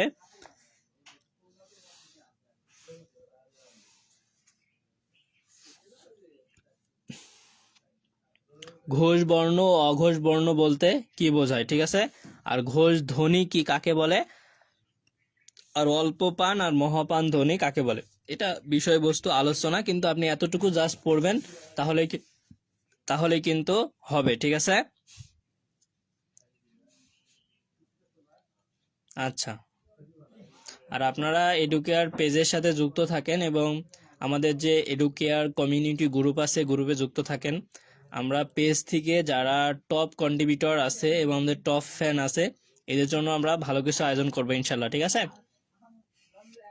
আমাদের পেজে যেগুলো পোস্ট করা হয়, ইসলামিক পোস্ট অথবা আমাদের পড়াশোনা রিলেটেড এবং আপনাদের এমসিকিউ, সব বিষয়ে হেল্পফুল হবে। এবং পরবর্তী 3য় সেমিস্টারের যে আমাদের কোর্সগুলো আছে আমাদের সাথে যুক্ত হন, তাহলে আশা করি বেস্ট কিছু পাবেন। দেখেন, আমরা যে ক্লাসগুলো নেই গুগল মিটের মাধ্যমে, যেখানে আপনি সরাসরি প্রশ্ন করে ক্লাসগুলো করতে পারবেন এবং আপনার মনের ভাব প্রকাশ করতে পারবেন। এখানে যেমন লিখতে ভাল লাগে না, ওখানে লেখা লাগবে না, আপনি সরাসরি কথা বলতে পারবেন। এবং আমরা আপনাদের 30 জন ব্যাচ করে ক্লাসগুলো নেই প্রাইভেট ভাবে, যেখানে আপনার একসাথে 200-300 জন ক্লাস নিব, 400-500 জন এমন না, ঠিক আছে? তাহলে আমাদের কোর্সগুলোতে আপনারা অংশগ্রহণ করেন, বেশি বেনিফিট পাবেন। আর এমন হয়েন না যে আছে নাকি দামে কম মানে ভালো, নাকি একটা আছে না কথা, নাকি এইদিকে যায় না, ঠিক আছে? পড়াশোনাটা হোক আপনার সহজভাবে এবং আপনার বোধগম্যভাবে, ঠিক আছে? যেভাবে আপনি ভালো বুঝেন। তাহলে এখান থেকে আমরা এটা পড়বো, ঘোষ অঘোষ অল্প পান মহাপান, ঠিক আছে? আর এখান থেকে মোস্ট ইম্পর্টেন্ট প্রশ্ন হচ্ছে আধুনিক বাংলা বানানের 3টা নিয়ম সহ লেখো, নিয়ম উদাহরণ সহ লেখো, এটা আমরা পড়বো। তারপরে এখান থেকে দেখেন, বাংলা বানানে ইকারের 5টা নিয়ম লেখো, এটা পড়বো। আর আমাকে পড়তে হবে এখান থেকে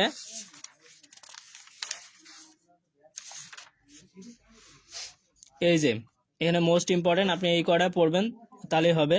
যে বাংলা বানানের শুদ্ধ রূপটি লেখো, সর্বজনীন, অশেষ, বিপণী, মানে এখান থেকে আপনার আমি যে কটা বলে দিই একটু পড়েন, তাহলে আপনার জন্য কমন আসবে ইনশাল্লাহ, ঠিক আছে? এখানে প্রশ্ন কিন্তু আসবেই, এজন্য আপনাকে একটু মনোযোগ দিতে হবে।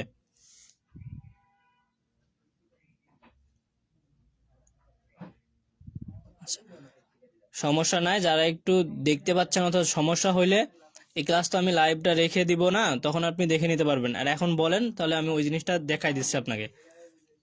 3 অধ্যায়ের আমি এখান থেকে শুরু করছি। এখানে একটু দেখেন, বাংলা বানানের শুদ্ধ রূপটি লেখো। আপনার বানান থাকবে ভুল, যেমন ফটো স্টার্ট, ফটোকপি করেন না, দোকানের সামনে ব্যানারে দেখেন লেখা থাকে, বানানটাই ভুল দেখবেন, ঠিক আছে? ফটো স্টার্ট বানানটা কি হবে? শুদ্ধ। অতিথি বানান সারা বছর এভাবে লেখেন না, অতিথি বানান কি? ও তয় হস্যি, ও তয় হস্যি আবার থয় হস্যি হয়, কিন্তু আমরা কি লিখি? অতি থয়ে দীর্ঘ দিয়ে দিই, ঠিক আছে? এইটাই তাই সঠিক হচ্ছে আমার এইটা, ঠিক আছে? এইভাবে আপনার 5টা বানান আসবে ইনশাল্লাহ। আবার সমীচীন বানান সবগুলোই কিন্তু দীর্ঘ হয়, ঠিক আছে? তাহলে এখান থেকে আমি যে করে একটু বলি, এটা পড়বেন, হ্যাঁ? সর্বজনীনটা পড়বেন, তারপর বিপণী পড়বেন, সমীচীন পড়বেন, মুমূর্ষটা পড়বেন, তারপরে বিভীষিকা বানানটা পড়বেন, ইম্পর্টেন্ট। তারপর জীবিকা পড়বেন, তারপরে পড়বেন হচ্ছে মনীষী, তারপরে পড়বেন অতিথি, তারপরে পড়বেন ফটোস্টার্ট, তারপরে পড়বেন স্টোর, আর হচ্ছে ঘন্টা আছে ভুল, আর অতিথি, ঠিক আছে? এইটা পড়লে আপনার এখান থেকে কমন পাবেন ইনশাল্লাহ। আর এখান থেকে এটাও পড়বেন, মুমূর্ষ আমি বলেই দিচ্ছি, দুরবস্থাটা ইম্পর্টেন্ট, অভ্যন্তরীণ, দরিদ্রতা, আর ভুল বানান, ঠিক আছে? ভুল বানান সঠিকটা কি বলেন দিনই? ভুল বানান কিন্তু আমি ভয়ে দীর্ঘ দিয়ে লেখেন, কিন্তু সঠিকটা হচ্ছে ভয়ে হস্যু ল, ঠিক আছে?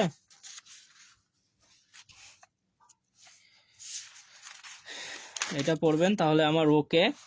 3 নম্বর অধ্যায়ে আরেকটু এই যেখানে আবার দিয়ে দিচ্ছে, এখানে অতিথি আমি আগেই বলছি, কর্তৃপক্ষটা পড়বেন, আর প্রবীণ পড়বেন, ঠিক আছে? প্রবীণ মানে বৃদ্ধ যেটা। আর ওইটা দিয়েই দিছি যে প্রমিত বাংলা বিবরণের 4টা নিয়ম, এটা পড়বেন। আর এখান থেকে মোস্ট ইম্পর্টেন্ট যে প্রশ্নটা পড়বেন, আগেই দিয়েছি তাও এখনো বললাম, যে রচনামূলক যেহেতু, নত্যবিধান কাকে বলে, নত্যবিধানগুলো কি কি, হ্যাঁ? মূর্ধন্য বা পেট কাটা মূর্ধন্যস্বর ব্যবহারের 3টা নিয়ম লেখো, এটা আমরা পড়বো, হ্যাঁ? বলেন 3 নম্বর অধ্যায় যদি ওকে হয়, তাহলে 3 ডান লেখেন।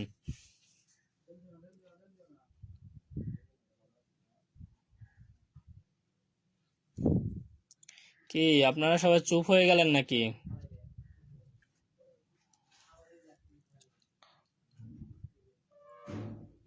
এখনো কে কে ঘুমাচ্ছেন, মানে লেপের মধ্যে বা কম্বলের নিচে শুয়ে শুয়ে ক্লাস করতেছেন, এমন কারা আছেন দেখি আপনাদের একটু।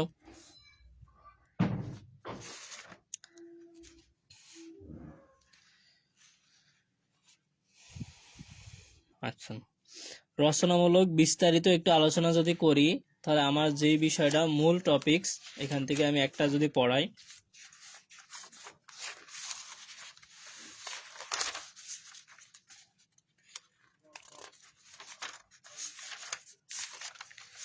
এটা তো আসবেই,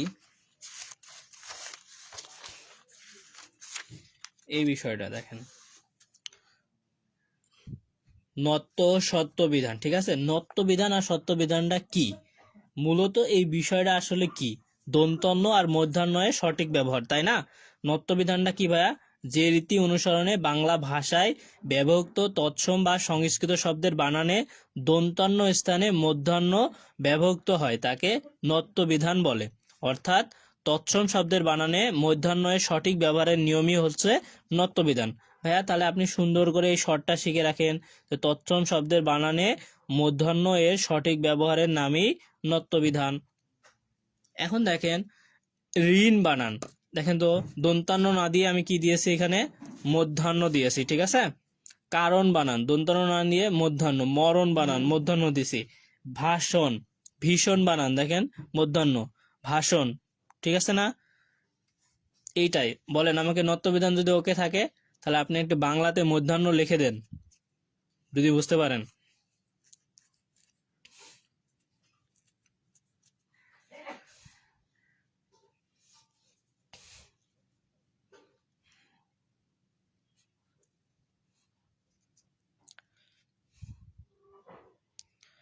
আমি আপনাদেরকে রিকোয়েস্ট করে বলতেছি, যারা ক্লাসটা দেখতেছেন অন্তত তারা সবাই একটু কমেন্টগুলো করেন, আপনার প্রকাশটা করেন, তাহলে আমার জন্য পড়ানো সহজ হবে এবং আপনার প্রতি পড়ানোর একটা আগ্রহ বাড়বে এবং আমরা সেভাবে পড়াবো।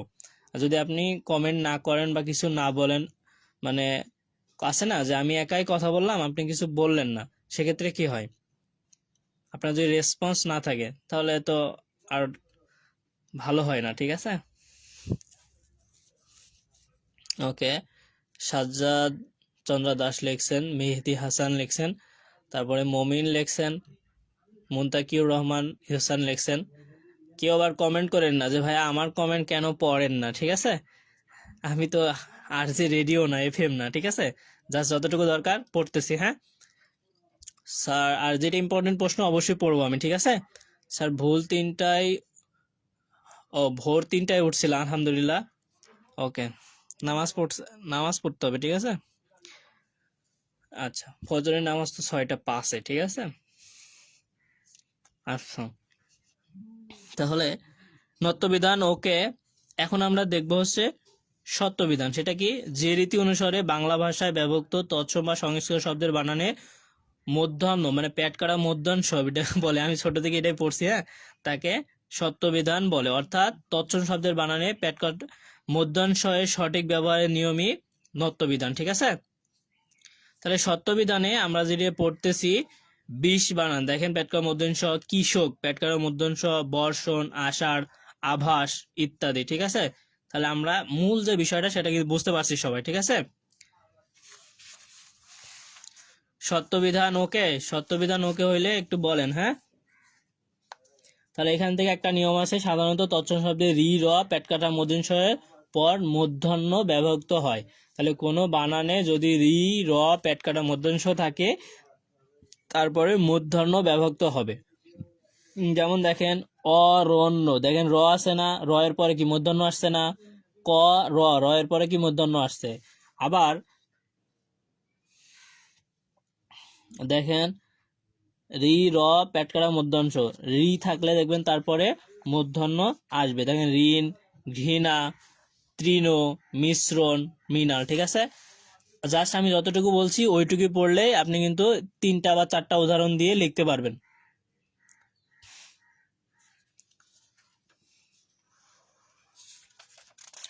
দেখেন আমি এতটুকু বোঝাইছি, আলহামদুলিল্লাহ যতটুকু বুঝলে আপনি সবগুলো পারবেন।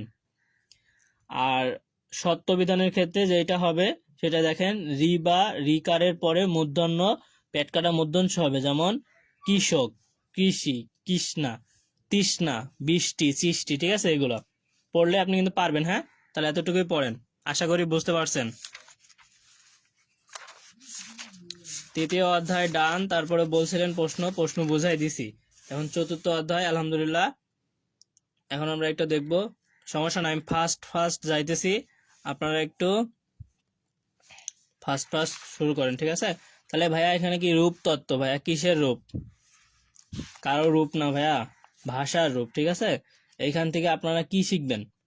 এইখানে যে আপনার প্রশাসনিক বা দাপ্তরিক বা বিভিন্ন শিক্ষা সংশ্লিষ্ট প্রয়োজনীয় শব্দ বা পরিভাষার যে ব্যবহার, সেইটা আপনি রূপতত্ত্বের মাধ্যমে শিখতে পারবেন। ছলনাময়ী, ঠিক আছে? ভাষা দেখেন কত রূপ লাই।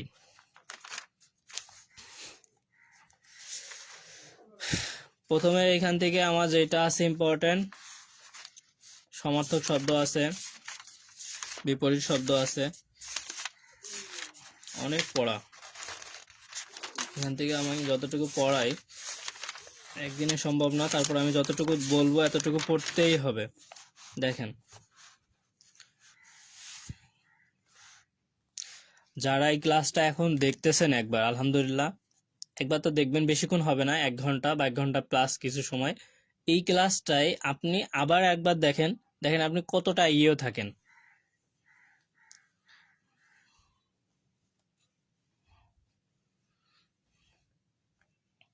আচ্ছা, তাহলে আমরা 4 নম্বর অধ্যায় এখান থেকে দেখি শব্দ কাকে বলে। এটা প্রথমেই পড়বো। শব্দ হচ্ছে এক বা একাধিক ধ্বনি বা একত্র হয়ে অর্থ যে প্রকাশ করে তাকে শব্দ বলে। যেমন আমরা পাখি, পশু, মানুষ, এইরকম, ঠিক আছে? তারপরে আমরা এখান থেকে পড়বো তৎসম শব্দ কাকে বলে, খুব ইম্পর্টেন্ট। তো অর্ধ তৎসম শব্দ কাকে বলে, তদ্ভব শব্দ কাকে বলে, ইম্পর্টেন্ট, ঠিক আছে? তারপরে আমার এখান থেকে আছে হচ্ছে তৎস মনে পড়াবো না, উৎস বিচারে বাংলা শব্দ কয় প্রকার ও কি কি? খুবই ইম্পর্টেন্ট, 5 প্রকার। তৎসম শব্দ, অর্ধ তৎসম শব্দ, তদ্ভব, দেশি, বিদেশি। এখান থেকে আমরা শুধু জানবো তৎসম শব্দ কি, অর্ধ তৎসম শব্দ কি, আর তদ্ভব শব্দ কি। তাহলে আমার ওকে। আর একটা ইম্পর্টেন্ট, সমার্থক শব্দের অপর নাম কি? সমার্থক শব্দের অপর নাম হচ্ছে প্রতিশব্দ। প্রতিসংক্ষিপ্তর জন্য ইম্পর্টেন্ট। তারপরে আমরা এখান থেকে পড়বো হচ্ছে কিছু, এইখানে অনেকগুলো পড়া আছে, তার মধ্যে এখানে আমি কিছু দিচ্ছি, এখান থেকে ইনশাল্লাহ আসার মতো থাকবে, এখান থেকে আসবে। হ্যাঁ, আমরা এখান থেকে এটা পড়ে নিব যে আগুন শব্দের সমার্থক শব্দ কয়টি, মোস্ট ইম্পর্টেন্ট। তারপর হচ্ছে আপনার আকাশ শব্দের 5টা সমার্থক শব্দ লেখো। তাহলে কি দিলাম ভাইয়া? আকাশ, আগুন, ঠিক আছে, আর উর্মি, আর একটা হচ্ছে অরুণ। অরুণ শব্দের প্রতিশব্দ কি? এটা একটু দেখবো। হ্যাঁ, তারপর আমি ভিতরে অনেকগুলো আছে, জাস্ট এগুলো পড়লে আপনি কিন্তু কমন পাওয়ার সম্ভাবনা আছে, ঠিক আছে। তাহলে আগুন শব্দের 5টা শব্দ কি? আগুনে 5টা নাম আছে, ঠিক আছে, মানে 5টা সামর্থ্য 5 ভাবে ডাকা যায়। যেমন অগ্নি, অনল মানে আগুন, দহন মানে আগুন, সর্বভোগ মানে কিন্তু আগুন, ঠিক আছে। তারপরে অরুণ, অরুণ শব্দের প্রতিশব্দ কি? এটা হচ্ছে অরুণ হচ্ছে লাল বা আরক্ত বা রক্তিম বা নতুন সূর্য, ঠিক আছে। আর আকাশ শব্দের 5টা, আকাশকে কিন্তু 5টা নামে ডাকা যায়, যেমন অম্বর, বোম, গগন, খালক, শূন্যলোক, ঠিক আছে। উর্মি, দেখেন উর্মি যদি বলে বুঝবেন, উর্মি হচ্ছে কিন্তু ঢেউ, যে তরঙ্গ, কল্লোল, হিল্লোল, লহর, ঠিক আছে, বুঝতে পারছেন?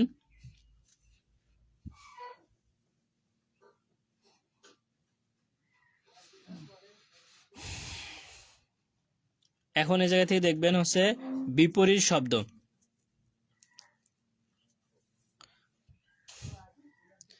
এখন ওকে, এখন একটু দেখেন বিপরীত শব্দ যেমন আছে কি? তীব্র, তীব্র বললে কি বলবেন? মৃদু। তীব্র ব্যথা বলবেন মৃদু ব্যথা, ঠিক আছে। টাটকা, বাসি, দিবা নিশি, দুর্গম, সুগম, প্রবেশ। তাহলে আপনাকে ইম্পর্টেন্ট আমি বলে দিই, ঠিক আছে, সব তো বলা যাবে না। আমি এখান থেকে দাগাই দিয়ে ওই এটা বলে দিচ্ছি, একটু খেয়াল করেন। এইখান থেকে পড়বেন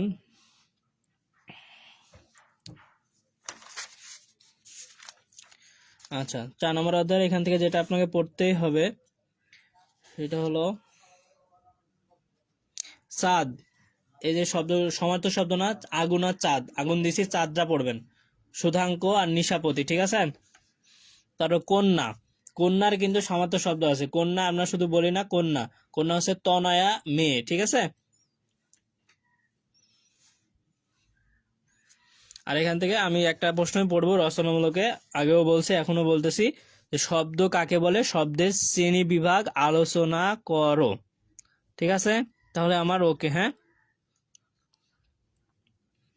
দেখেন আমি কিন্তু একটা প্রশ্নই বলছি রচনামূলক, ইম্পর্টেন্ট, শব্দ কাকে বলে, শব্দের শ্রেণী বিভাগ আলোচনা করো। এটা আমরা যদি পড়ি ভালো করে, তাহলে আমার অতি সংক্ষিপ্ত সংক্ষিপ্ত সব হয়ে যাবে। আর এইখান থেকে আমার যদি কিছু পড়তে আরো মন চায়, তাহলে এইগুলো এখান থেকে পড়তে হবে। এখানে আমি 3টা বা 4টা একটু দাগাই দিয়ে রাখি, একটু পড়ে যান। হ্যাঁ, এটা হচ্ছে অ্যাডভাইজার, ঠিক আছে, খুবই ইম্পর্টেন্ট, উপদেষ্টা। হ্যাঁ, এটা ইম্পর্টেন্ট, পারিভাষিক শব্দ। হ্যাঁ,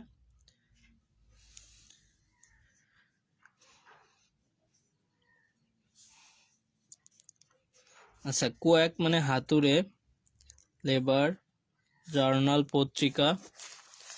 এখান থেকে আপনার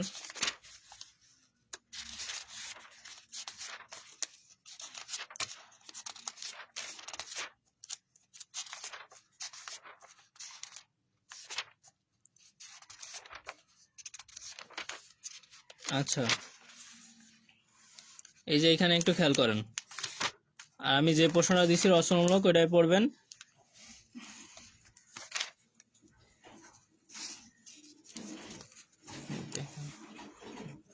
এখানে শব্দ দেখেন,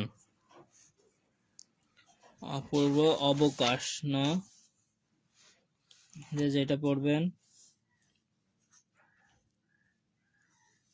আকাশের 5টা দিচ্ছি না, এখানে পড়বেন হচ্ছে উজ্জ্বল, উজ্জ্বলের 5টা আছে দীপ্তিমান, আলোকিত, উদ্ভাসিত, বিভাসিত, ঝলমলে। 4টা 5টা পড়ে রাখলে হবে। আর একটা হচ্ছে এখানে পড়বেন কন্যা তো দিছি, মেয়ে, নন্দিনী, তনয়া, দুহিতা, আত্মসম্ভাবনা, ঠিক আছে। আর তারপর খাঁটি, বিশুদ্ধ, নির্ভেজাল, অকৃত্রিম, আসল, ঠিক আছে। আর একটা পড়বেন হচ্ছে খেসর। খেসর মানে কিন্তু পাখি, পক্ষী, বিহগ, বিহঙ্গ, দ্বিজ, খগ। খগ মানে কিন্তু পাখি, হ্যাঁ। খচর, চিড়িয়া, হ্যাঁ, এটা পড়বেন। আর গৃহ, ঘর, আলয়, ভবন, নিলয়, নিকেতন, সনদ, এই যে এটা পড়বেন। আর চাঁদ, তাহলে চাঁদ, গৃহ, এই যে 4টা 5টা দিলাম, কন্যা, এখান থেকে আপনাকে কমন আসবে ইনশাল্লাহ, হ্যাঁ। চাঁদটা পড়বেন, রবি, বিধু, শশী, পূর্বেই বলছি, একটু দেখাই দিলাম। তাহলে এখান থেকে 4 অধ্যায় আমার ওকে। এখন আসেন 5 অধ্যায় বাক্যতত্ত্ব। এখান থেকে আমরা যেটা পড়ব, এখানে প্রশ্ন থাকবে, হ্যাঁ। যে প্রথমেই পড়বো বাক্য কাকে বলে, তারপরে শেষ। আর বাক্যের কয়টা অংশ? 2টা অংশ থাকে, একটা উদ্দেশ্য আর একটা বিধেয়, ঠিক আছে। আর অর্থ অনুসারে বাক্য কয় ভাগে হচ্ছে? বাক্য হচ্ছে 5 ভাগে ভাগ করা যায়, ঠিক আছে। সবাই পারেন, ঠিক আছে। সেটা আমি এখান থেকে একটু দেখাবো। এই যে এখানে ওইটা যদি না, এখান থেকে এটা পড়লে আপনার ওকে। যে বাক্য কাকে বলে, সার্থক বাক্যের শর্ত গুণগুলো কি আলোচনা করো। এইটা সংক্ষিপ্ত জন্য খুব ভালো করে পড়বেন, ওকে। কি আপনারা কি ঘুমাই গেলেন আবারও?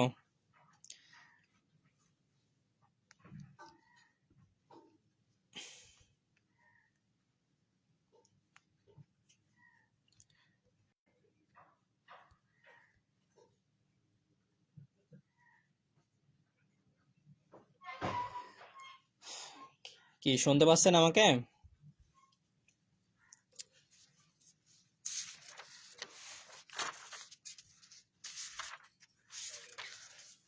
আর এখান থেকে পড়বেন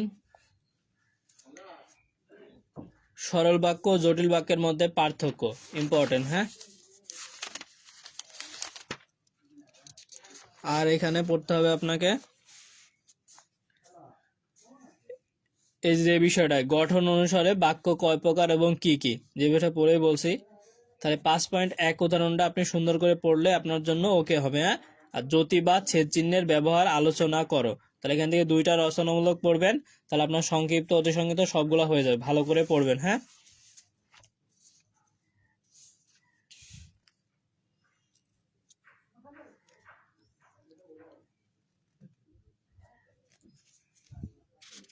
পঞ্চম অধ্যায়ের রচনামূলক দেখেন, গঠন অনুসারে বাক্য কয় প্রকার এবং কি কি, এটা পড়বেন। আর জ্যোতি বা ছেদ চিহ্নের ব্যবহার আলোচনা করো, এটা পড়বেন। তাহলে আপনার ওকে, হ্যাঁ।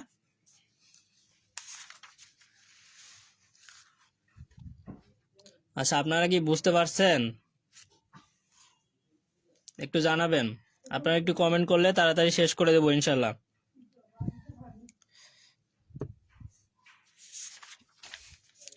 আর এটা মুখস্থর পড়া, আপনাকে মুখস্থ করতে হবে। আমি যতটুকু পারি আপনাকে বলে দিই, এখান থেকে ইনশাল্লাহ এতটুকু পড়লে আপনি কমন পাবেন। প্রশ্ন আমি একটু আলোচনা করব, ভাব সম্প্রসারণ কিভাবে লিখবেন, এর যে মৌলিক বিষয় কি সেটাও বলবো, ঠিক আছে। কারণ লেখার মধ্যে কিন্তু মার্ক। তাহলে এখন এই জায়গায় দেখেন, আমি যেই বিষয়টা বলবো 6 নম্বর অধ্যায়ে বাক্য সংকোচন, বাগধারা, প্রবাদ, প্রবচন, এখান থেকে কিছু বিষয় আপনাকে পড়তেই হবে। কেমন ভাইয়া?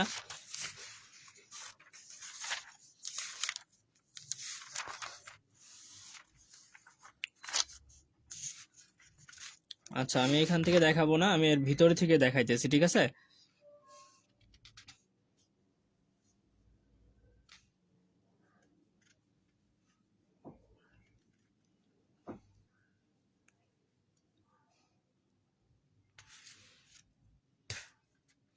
আপনারা এখান থেকে পড়তে আপনার কষ্ট হবে, হ্যাঁ। আমি এখান থেকে একটু দাগাই দিই ভাইয়া 10-15টা, তাহলে আপনার জন্য সহজ হবে, হ্যাঁ। একটু মনোযোগ দেন। আপনারা কি মনোযোগ দিছেন?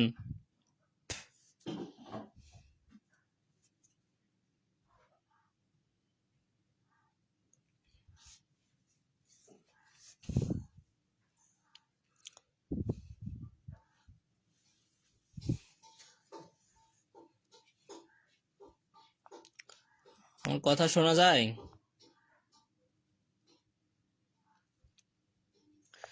এখান থেকে পড়বেন প্রথমে যেটা অশ্বের ডাক, হেসা।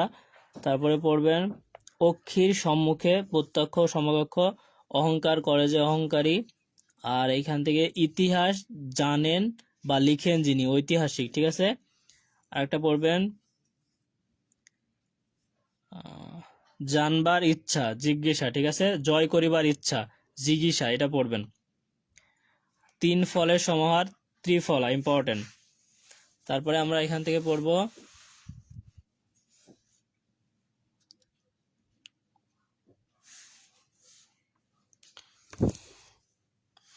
এখান থেকে দেখেন নদী মাতা যার, নদীমাতৃক। তারপর এখান থেকে পড়ব ফুল থেকে তৈরি, হ্যাঁ, এটা পড়ব। তারপর বাঘের চামড়া, কীর্তি, ভোজন করার ইচ্ছা, যা বলা হবে বক্তব্য, আর যা নষ্ট হয়ে যাচ্ছে, নশ্বর। আর একটা হচ্ছে যার অন্য উপায় নেই, অনন্যোপায়। আর একটা এখান থেকে পড়বো আমরা হচ্ছে যার উপস্থিত বুদ্ধি আছে, হ্যাঁ, প্রত্যুত পদ্মমতি, ঠিক আছে। দেখেন ভাই, আমি বলে দিচ্ছি, একটু মনোযোগ দিয়েন আপনি, তাহলে ওকে। হ্যাঁ, যার এখানে আছে যে নারীর স্বামী ও পুত্র নেই, আবিরা। তারপরে যে উপকারীর উপকার স্বীকার করে না, অকৃতজ্ঞ, হ্যাঁ, আবার উপকার স্বীকার করলে কৃতজ্ঞ, এটা পড়বেন। আর যে নারীর বিবাহ হয়নি, কুমারী বা অনুরা, ঠিক আছে, এটা পড়বেন। আর একটা যিনি উপন্যাস রচনা করেন, উপন্যাসিক, ঠিক আছে। আর যিনি অধিক কথা বলেন না, মিতভাষী।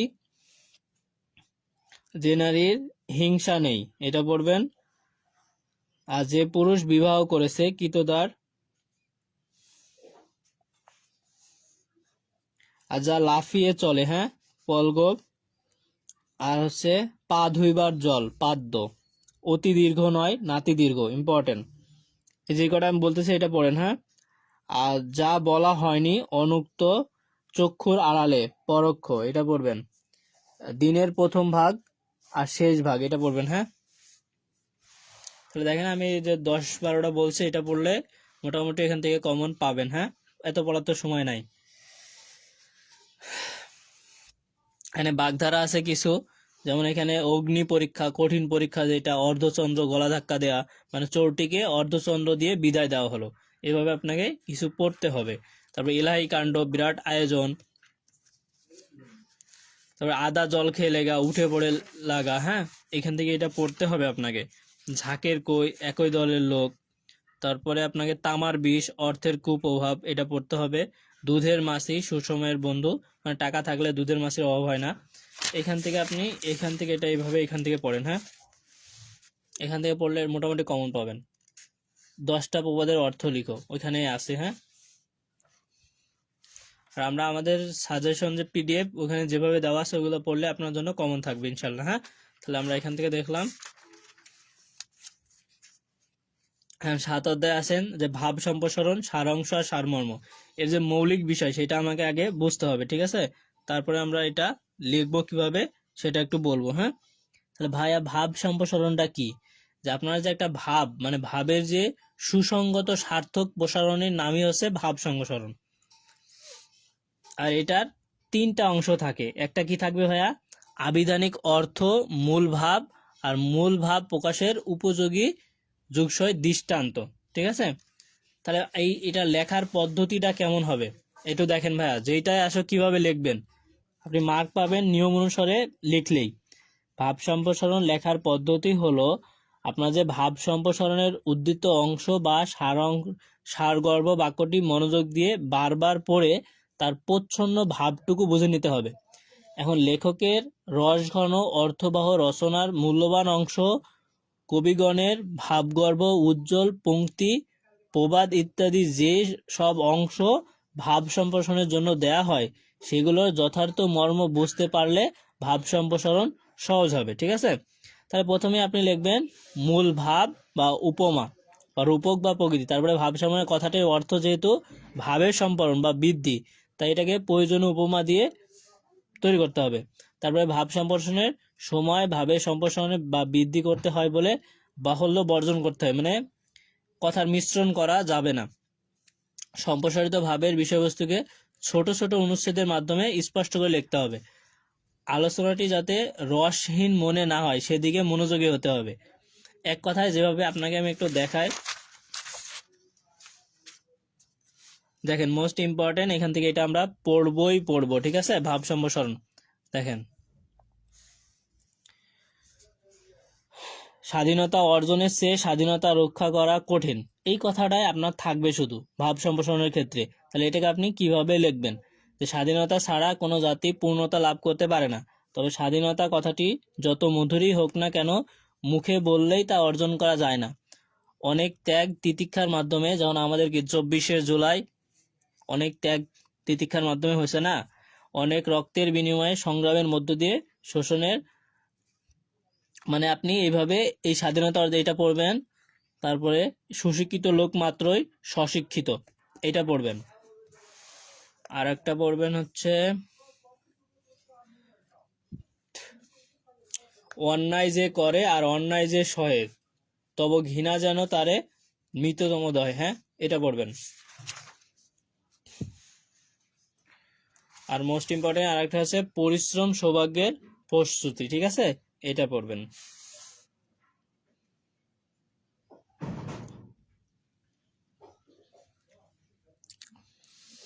এটা পড়লে আপনার ওকে, হ্যাঁ। আর একটা একটু দেখে যাইয়েন, যে 10 মিলে করি কাজ, হারে জিতি নাহি লাজ, ঠিক আছে।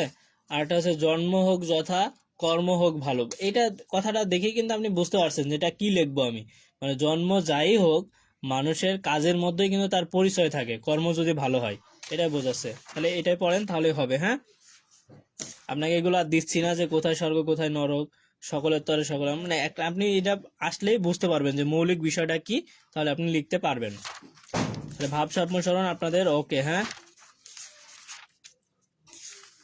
আচ্ছা, সারাংশর যে বিষয়টা, সারাংশটা কিন্তু খুবই ইম্পর্টেন্ট। তাহলে এখান থেকে আমি কিভাবে লিখবো, হ্যাঁ।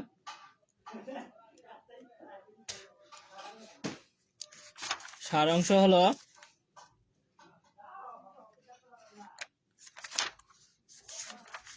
মানে একটা কবিতার লাইন দেওয়া থাকবে, মানে কবিতা দেওয়া থাকলো বা চিটটা, আর এইটার মূল যে বিষয়টা সারাংশ, আপনাকে কিন্তু এটা 2 থেকে 3 লাইন বা 3 লাইনের বেশি হওয়া যাবে না, হ্যাঁ। ছোট করে লিখতে লিখতে হবে, মানে একটা বিশাল গল্প আপনি সারাংশ করে বলে দিলেন। এখান থেকে যেমন একটু খেয়াল করেন, যদি আমরা এটা পড়ি এখানে, যে সার্থক জনম আমার জন্মেছি এই দেশে, সার্থক জনম মাগো তোমায় ভালোবেসে, জানি নে তোর ধনরতন আছে কিনা রানীর মতন, শুধু জানি আমার অঙ্গ জোড়ায় তোমার ছায়া এসে। এই যে আপনি এইভাবে যে পড়বেন না, তখন এটার অংশটা যে আছে কি সারমর্ম, সেটা আমি লিখবো। মানুষ যে দেশে জন্মগ্রহণ করে সেই দেশ তার সবচেয়ে প্রিয়। যেমন আমরা বাংলাদেশে জন্মগ্রহণ করেছি, আমাদের মাতৃভূমি, এজন্য কি আমাদের কাছে অনেক প্রিয়। স্বদেশের মতো মহান ও প্রীতিময় স্থান জগতে বিরল, মানে যে যেখানে জন্মগ্রহণ করে সেই জায়গাটা তার জন্য কি হয়ে যায়, প্রিয় হয়ে যায়। এখন এখানে সকল কিছুর মধ্যে সৌন্দর্য ছড়িয়ে আছে, মাতৃভূমির মতো এমন আপন অন্য কোথাও আছে বলে মনে হয় না, তাই এ দেশের বুকে মৃত্যুবরণ করাটাও গৌরবের। বলছে আমি যেখানে জন্মগ্রহণ করেছি এখানে যেন মৃত্যুবরণ করি, ঠিক আছে। এইভাবে যেটা দেওয়া থাকবে একটু বুঝে আপনি 2 থেকে 3 লাইন লিখবেন, ঠিক আছে। 3 লাইনের বেশি লিখতে হবে না, মৌলিক বিষয়টা লিখলেই হবে, বেসিকটা, মূল বিষয়টা, ওকে। তাহলে ওইটা দিলাম। এটাও একটু পড়বেন, এসেছে নতুন শিশু, তাকে ছেড়ে দিতে হবে স্থান, জীর্ণ পৃথিবীতে ব্যর্থ, মৃত আর ধ্বংসস্তূপ পিঠে, চলে যেতে হবে আমাদের, ঠিক আছে, এটা পড়বেন। বহুদিন ধরে বহু ক্রোশ দূরে, বহু ব্যয় করি বহু দেশ ঘুরে, দেখিতেছে গিয়েছে পর্বতমালা, দেখিতে গিয়েছি সিন্ধু, দেখা হয় নাই চক্ষু মিলিয়া, ঘর হতে শুধু 2 পা ফেলিয়া, ঠিক আছে, এটা পড়বেন, ইম্পর্টেন্ট। আর একটা ইম্পর্টেন্ট হচ্ছে শৈশবে শুধু পাই, মানে আপনি এতটুকু পড়লেই হবে, আর পড়া লাগবে না।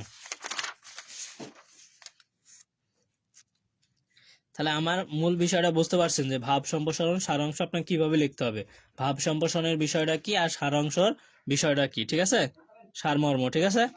সারমর্ম মানে আপনি গুছিয়ে 3 লাইনের মধ্যে লিখবেন, আর ভাব সম্প্রসারণ ছোট করে দেওয়া থাকবে একটা লাইন, আপনি ওইটা বড় করে লিখতে হবে।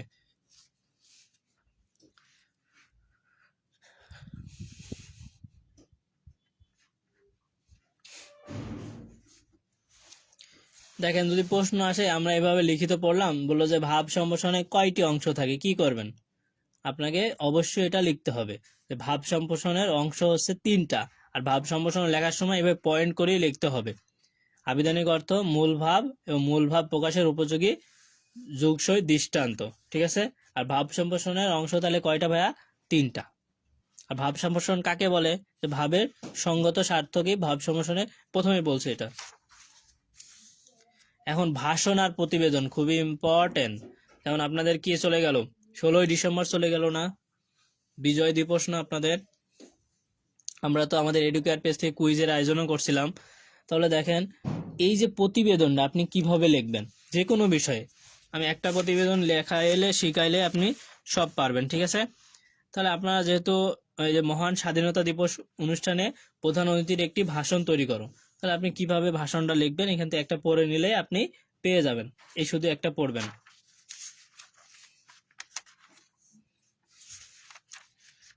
অথবা এটা পড়তে পারেন যে 21শে ফেব্রুয়ারি চেতনা, মানে একটা আপনি পড়ে যে কোনো বিষয়ে আপনি একটাতে কনসেপ্ট ক্লিয়ার রাখলে সবগুলো লিখতে পারবেন এখান থেকে।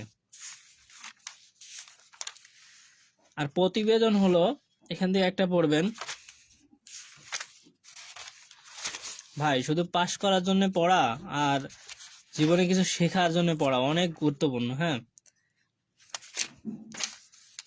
এটা পড়েন। আর এটা খুবই ইম্পর্টেন্ট যে তোমার এলাকায় সন্ত্রাসীর উপদ্রব সম্পর্কে সংবাদপত্রকে প্রকাশের জন্য একটা পত্র লেখো। এটা আমরা পড়বো। হ্যাঁ, ওকে। তাহলে এই ছিল আমাদের মূল যে সাজেশন। এখন আমরা দেখব আমার গতানুগতিক প্রশ্নগুলো কিভাবে হয়। আর আবেদনপত্র একটাই শুধু আমরা পড়বো হচ্ছে যোগদানপত্র, যে উপসহকারী প্রকৌশলী, ঠিক আছে? এটা আমরা পড়বো। তাহলে আমার ওকে। হ্যাঁ, চাকরিতে যোগদানপত্র, ঠিক আছে? কি পড়বো? উপসহকারী প্রকৌশলী পদে, ঠিক আছে? উপসহকারী প্রকৌশলী পদে যোগদান করা সংক্রান্ত একটি যোগদানপত্র, মনে করেন জুনিয়র ইনস্ট্রাক্টর পদে, ঠিক আছে? একটা পড়বো। তাহলে আমার ওকে।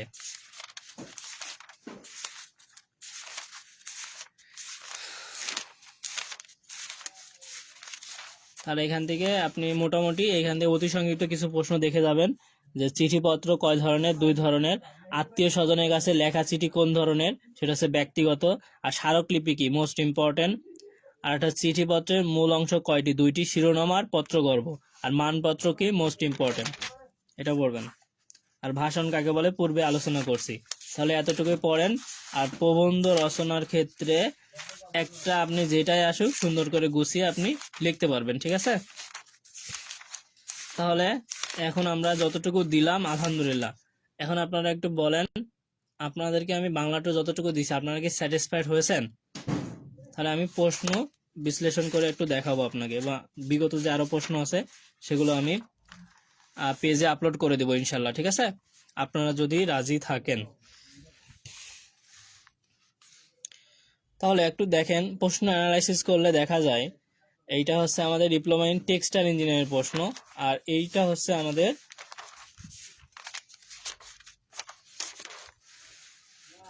ডিপ্লোমা ইন ইঞ্জিনিয়ারিং যে প্রশ্নটা হয়েছিল, একটু খেয়াল করেন 22 প্রবিধানের। দেখেন যে বাংলা ভাষার ব্যাকরণ কাকে বলে? আমি পড়াইছি না। ভাষার রীতি কয়টি এবং কি কি? ইম্পর্টেন্ট বলছি। আধুনিক যুগের সময়কাল কত? বলেন আধুনিক যুগের সময়কাল কত, কমেন্ট করেন দেখি। যুক্ত বর্ণ, অঘোষ ব্যঞ্জন ধ্বনি, সমস্বরিত শব্দ, সরল বাক্য, যেখানে সরল আর যৌগিক বাক্যে পার্থক্য দিছি ওইটা পড়লে এটা পারবেন। তারপরে স্মারকলিপি মোস্ট ইম্পর্টেন্ট দিছি। ভাব সম্ভাষণ কাকে বলে এটাও দিছি। তাহলে বক্তৃতার সবচেয়ে বড় গুণ কি? এইটাও ওই যে ভাষণ প্রতিবেদনের মধ্যে প্রথমেই আছে, ঠিক আছে? এটা পড়বেন। আর সারাংশ সারমর্মর এই দুইটির মধ্যে একটা পার্থক্য লিখতে হবে। সারাংশ আর সারমর্মটা কি? আঞ্চলিক ভাষা সাহিত্যের বহন, এটাও দিছি আমি। সংস্কৃতি কাকে বলে? সভ্যতা, ঠিক আছে? এটা আমরা পড়ব। মূল যে বিষয়গুলো আমরা যদি পড়ি তাহলে আমরা কিন্তু কমন পাবো ইনশাল্লাহ, ঠিক আছে?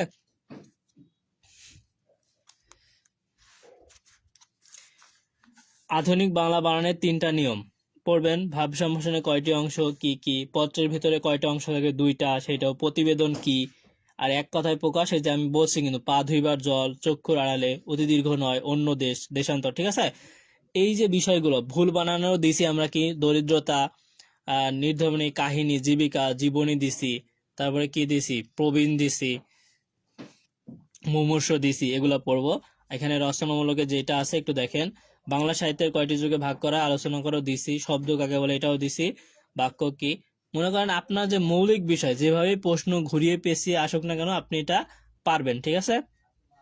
যেমন এখানে দেখেন কিভাবে দিয়েছে, ক্রিকেট ম্যাচ দেখতে যাওয়ার জন্য একদিনের ছুটি চেয়ে তোমার কলেজের অধ্যক্ষের নিকট একখানি দরখাস্ত লেখো, পারবেন না।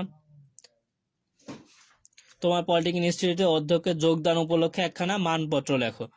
তা যেভাবে আসুক পারবেন। যদি আমি যেই বেসিক কথাগুলো বলছি, বেসিক আলোচনাগুলো করছি, এগুলো যদি বুঝে থাকেন, তারপরও আমি ক্লাস শেষে সুন্দর করে বিগত যে প্রশ্নগুলো আছে আমি একটু দাগাই দিব, ওইগুলাই পড়েন। আর এতক্ষণ যারা দেখছেন আলহামদুলিল্লাহ, আমি মনে করি আপনারা যারা শেষ পর্যন্ত ক্লাসটা দেখছেন, বাংলা সাবজেক্টে A+ কারো মিস হবে না। কিন্তু শর্ত হবে ক্লাসটা আপনি 2বার দেখেন, আর আমি যেগুলো বলছি 2বার রিভিশন দেন, তাহলে আপনার সহজেই আপনি কিন্তু পাস করতে পারবেন এবং A+ আপনার হয়ে যাবে। এর বাইরে কোনো প্রশ্ন থাকবে না। এই জন্যই কিন্তু একটু লেন্থলি ক্লাসটা নেওয়া। ওকে, তাহলে আপনারা তৃতীয় সেমিস্টারের এডুকেয়ারের কোর্সে বিস্তারিত জানেন, তারপরে ভর্তি হন, ঠিক আছে। বিস্তারিত জানতে আমাদের পেজে SMS করবেন। হ্যাঁ, রচনাও তো বলে দিছি, প্রত্যেকটা অধ্যায় থেকে বলছি, আবার এখান থেকেও বলছি। আপনাদের কারো কোনো প্রশ্ন থাকলে জানাতে পারেন এখন। ক্লাসটা শেষ করে দেবো ইনশাল্লাহ।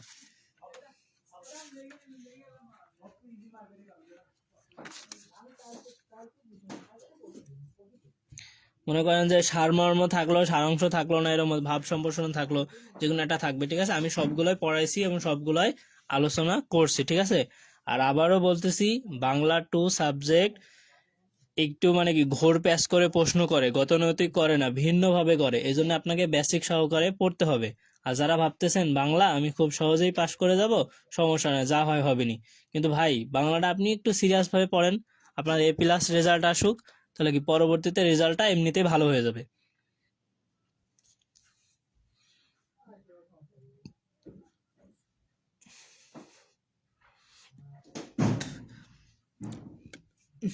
হ্যাঁ, প্রবন্ধ একটা আপনাকে সমসাময়িক এটা দিয়ে দিতে পারে, যেমন গণ অভ্যুত্থানের জন্য দিয়ে দিতে পারে, বৈষম্য বিরোধী আন্দোলন সম্পর্কেও দিয়ে দিতে পারে, ঠিক আছে।